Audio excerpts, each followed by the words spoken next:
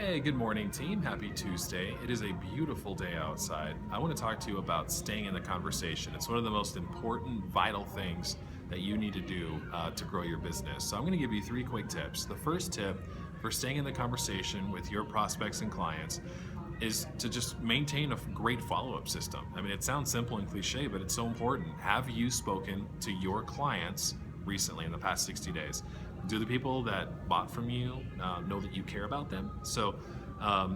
At the Branding Group, we have a follow up system that uses email, phone calls, text messages, and direct mail, and it's been working really well for us. Another way to stay in the conversation is to constantly put out your message, right? Your why. Why do you do what you do? Ads don't do anything for you, right? But people need to understand why it is that you do what you do. And because they can latch onto that, they can say, I agree with that idea.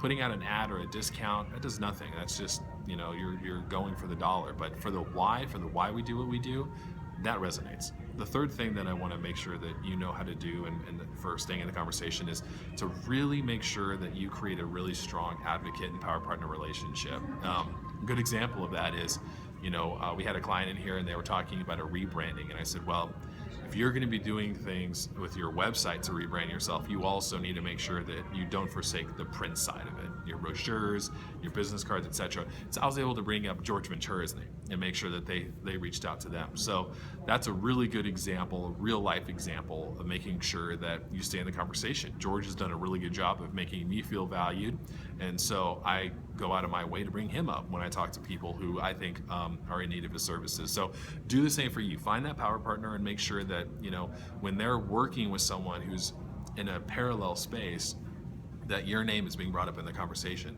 as someone they need to talk to. So have a great Tuesday, you guys.